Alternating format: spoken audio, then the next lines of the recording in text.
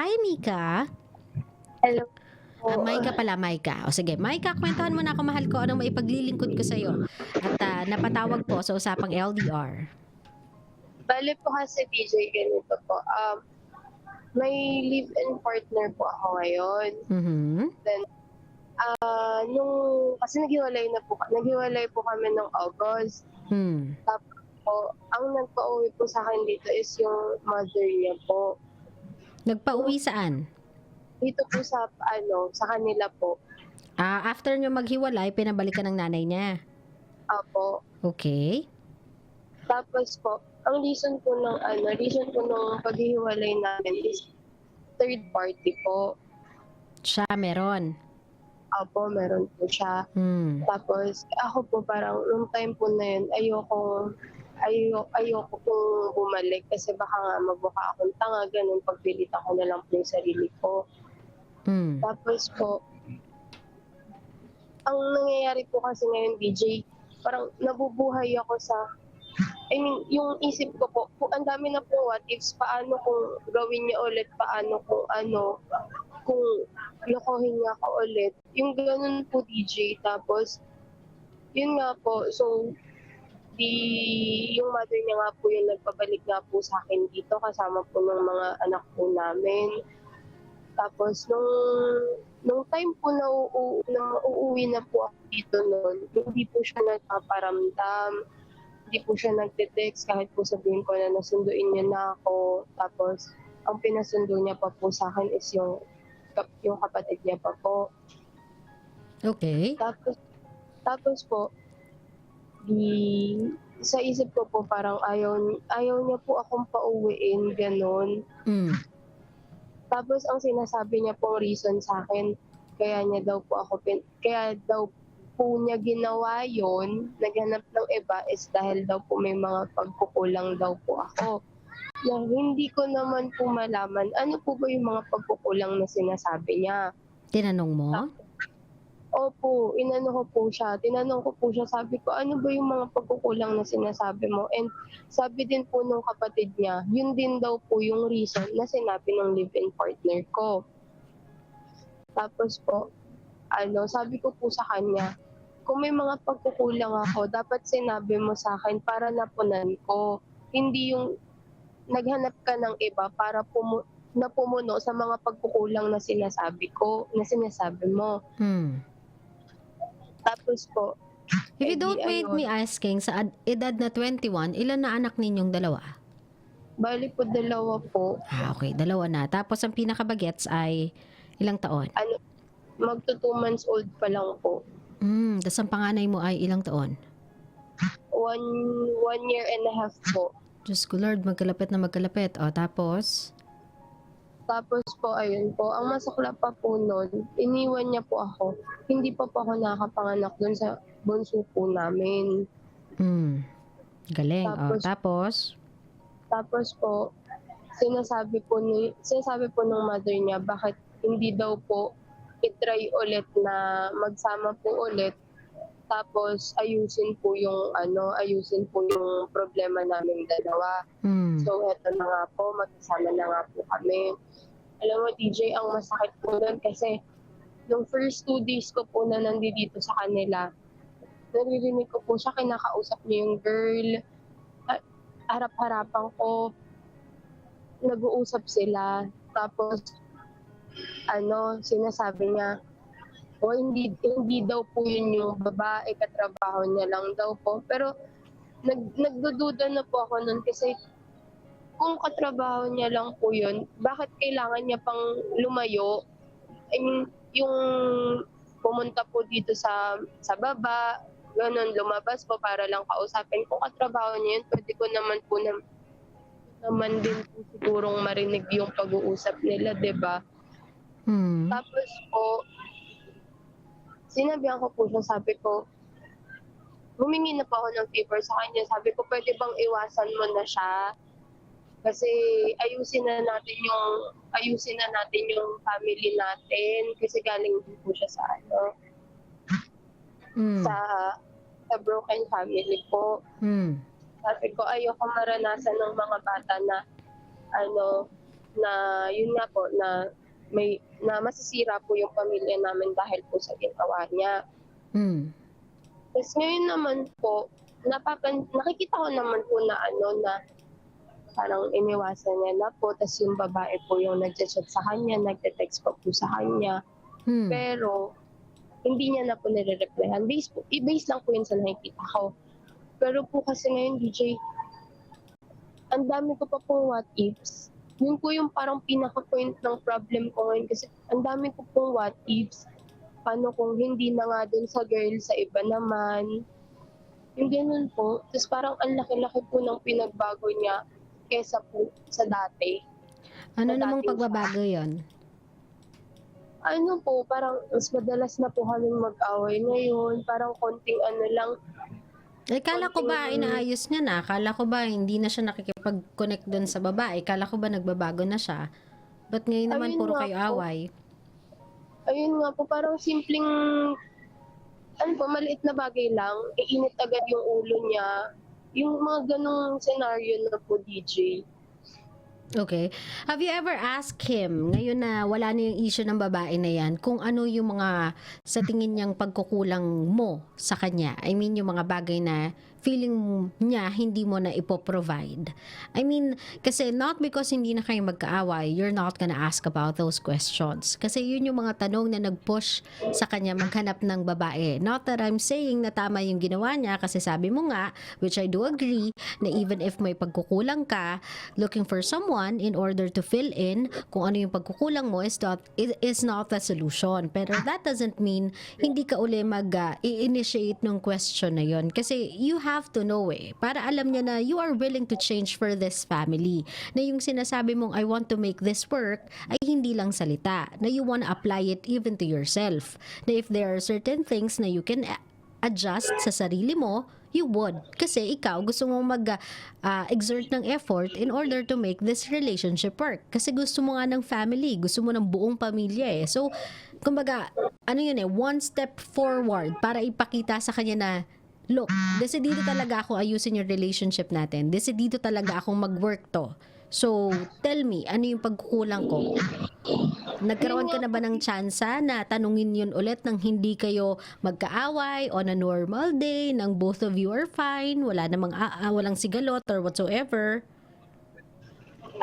Tinatry ko po. Talaga pong ako na po yung nag-i-initiate na magtanong sa kanya. Pero siya po kasi, nandun po siya sa point na parang lagi nang iniiwasan yung mga tanong Okay. ko. Lagi Love, wait lang no, favor lang.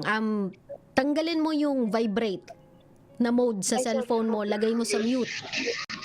Put it on mute. Kasi maingay na yung surroundings mo plus the vibrate, medyo irritating siya sa tenga Wait lang po. It's okay.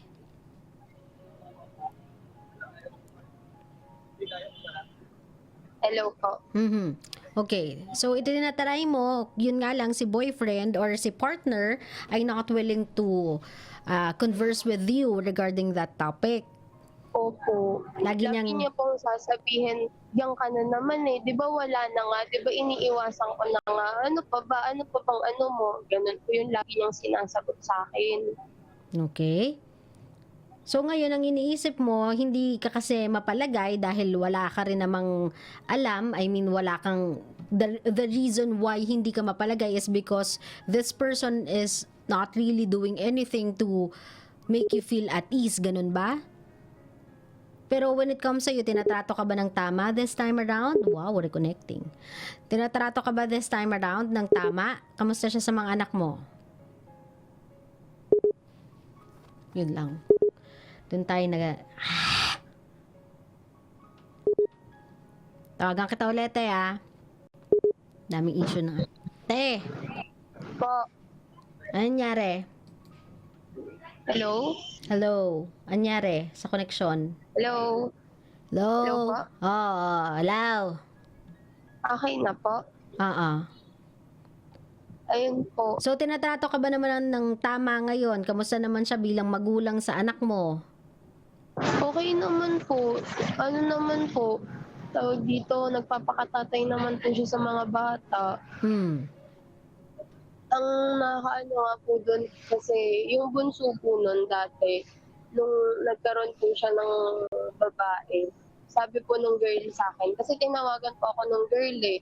Mm. Ano daw po, dininay niya daw po yung baby dun sa babae niya. Nasabi, hindi ko naman anak yon, pinapaako lang sa akin yon. Yung mga ganun po.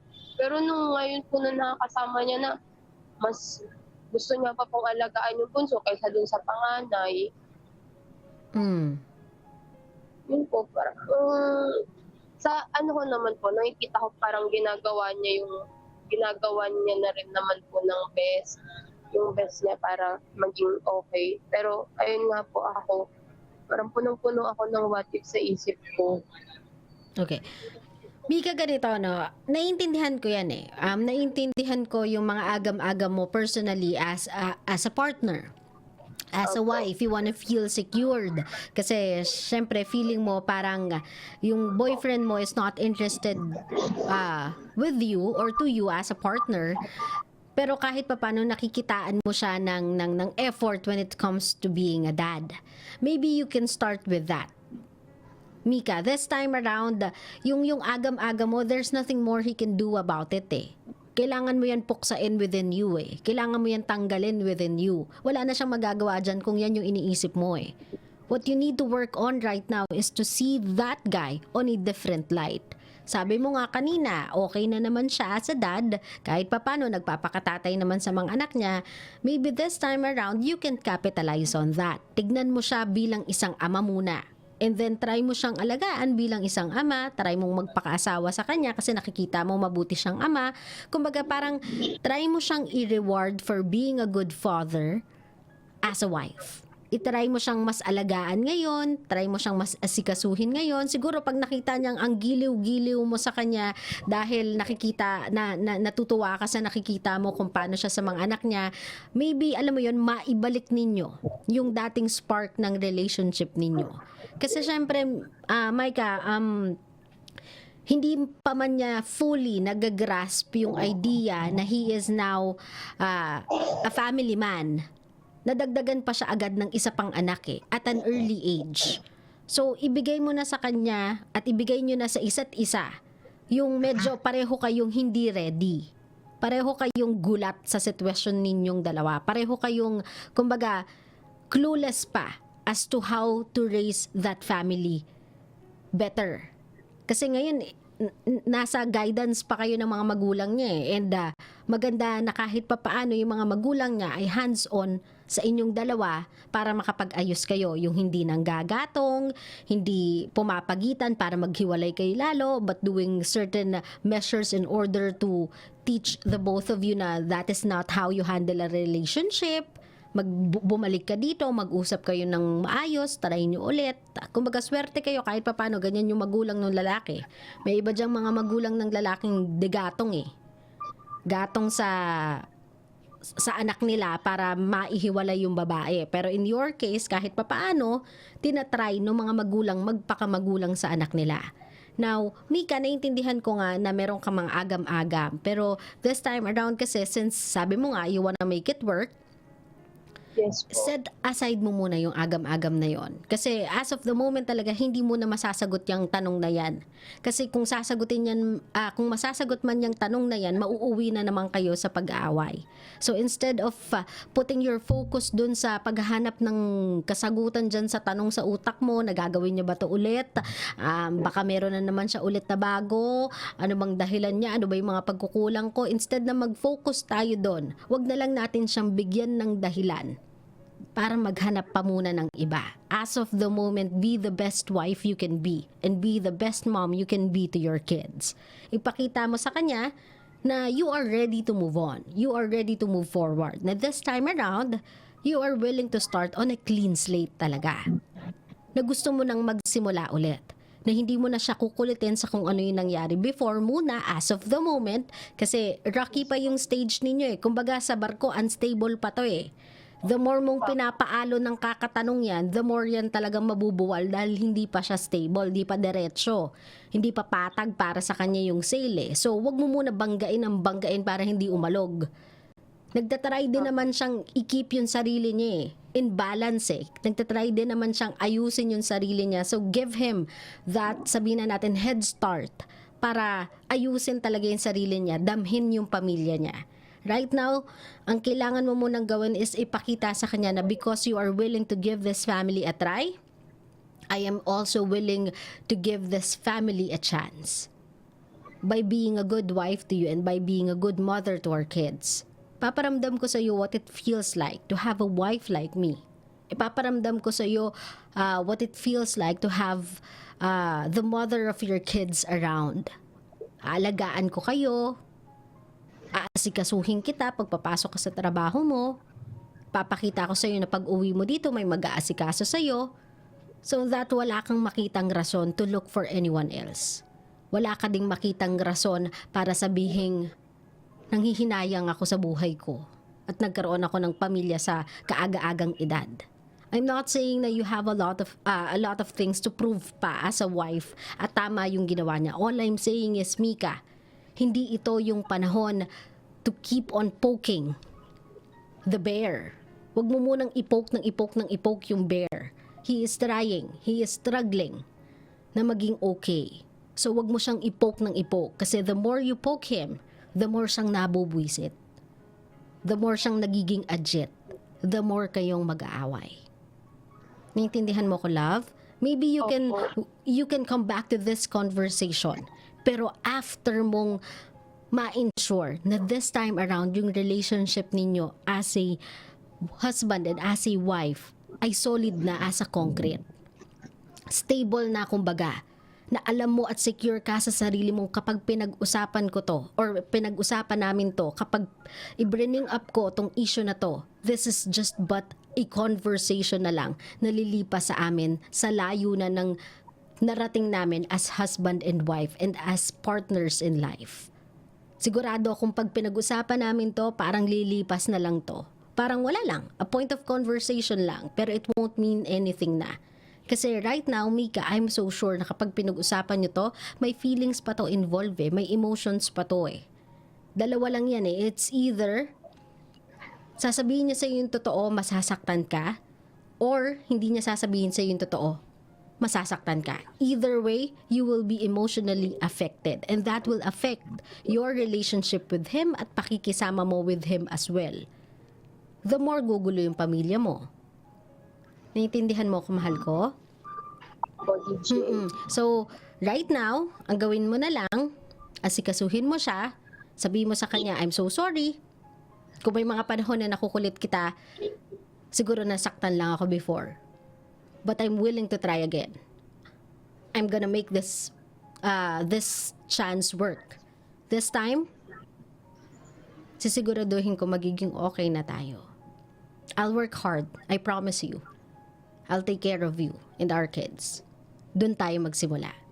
Kapag narinig kasi niya yon ng walang pero, walang but, walang maybes, walang kondisyones, doon niya masasabi na, iba na siya. Seryoso siya, gusto niya talagang ayusin yung pamilya ko. At wala na akong rason para humindi doon. Kung nakikita ko yung fire burning in her eyes, trying to keep this family together, I no longer have an excuse not to pull my own weight. Kailangan this time around, I'll function na din as a father and as a husband to her.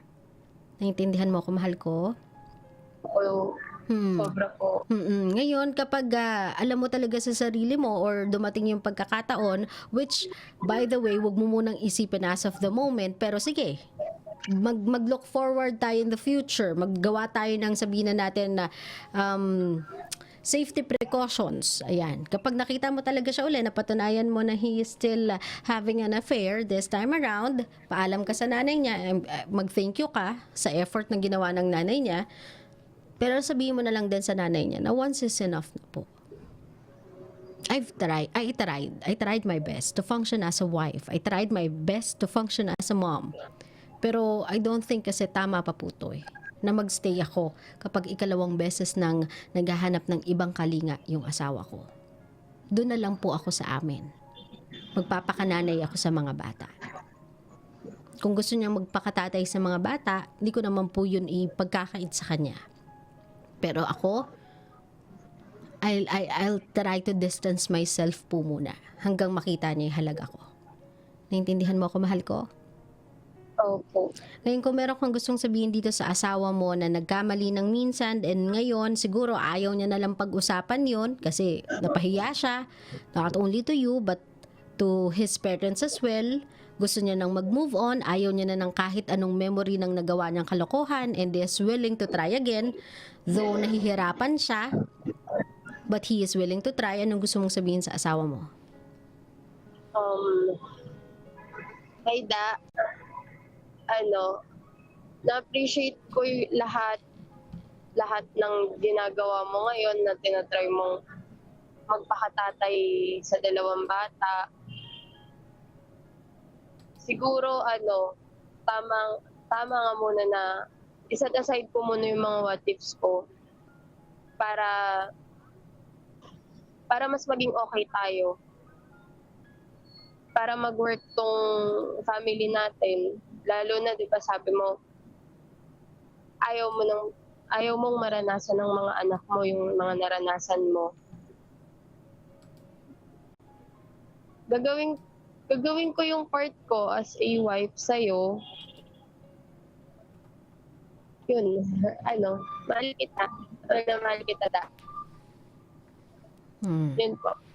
Diba ang sweet kapag ang pinapauna muna natin as of the moment is yung parang tigil wars muna tayo. I mean, we just got back together. Ayoko na munang isipin kung ano yung dahilan while we almost broke up. Ayoko munang isipin yung dahilan kung bakit muntik na mawasak yung pamilya natin.